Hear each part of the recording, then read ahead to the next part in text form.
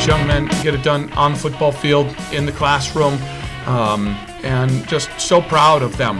We talk all week, all year long, that the battle is won before we get here, and our team executed all week long in practice. It's the last week of classes for our guys, and so they were presentations and projects and all that kind of stuff ready to go, and these guys just dig in.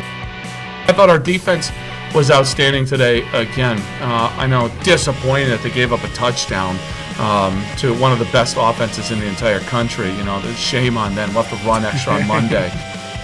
I'm very, very fortunate, in my opinion, to have the best defensive coordinator in Division III, Corey David, and just what a game plan they put together. It doesn't really matter who we play when you have a defensive coordinator like Corey David and you love him and you respect him so much. It makes it so much easier to play. It makes you play with passion, and then you're playing next to guys like Spence and Feast. You just do everything you can to get to the ball. The scheme that David drew up, we knew relied a lot on just us as individuals doing our job and trusting that our teammates would do their job.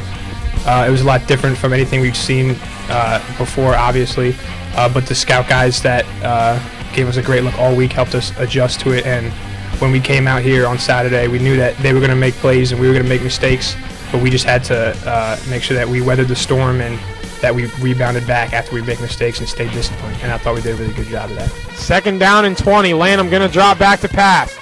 Looking out to the flat, has Damian King, who is leveled. The ball pops out. They're going to say it was incomplete. Luckily for the Sea Gulls, as Damian King took quite the hit on that one. John Washington comes in and lays the hammer down on Damian King. You can see on this play, trying to give it to the right sideline. Washington comes in and levels Damian King. During film, it was just a lot of studying tendencies, pressure on his hand, just stances, where I think he's going to go from there. I mean, really wasn't much to it. They don't do much. I just have to get my hands on him, bump him so he doesn't get to the second level, and hopefully I'll make sure our linebackers rally and get the ball. It's just doing our 111th every week. Everybody's got a job every week, and my job this week was contain the quarterback, make him pitch the ball, let our dudes rally to the ball, and make a tackle in the backfield. Hnatkowsky going to fake the give, looking downfield, has a man wide open, and that's a touchdown for the Muhlenberg Mules.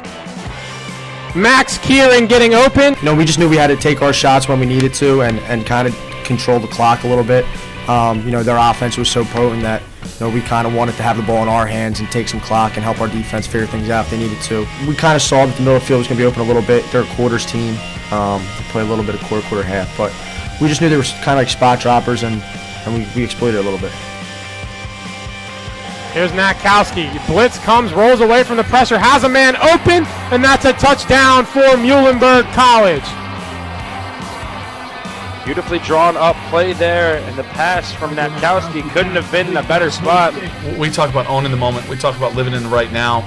I think 15, 20 years from now, when these guys come back to the Hall of Fame, we'll talk about how special it was. But right now, I'm worried about facing Brock Rudder and that North Central offense and what they do. That's kind of where our mind is at this point.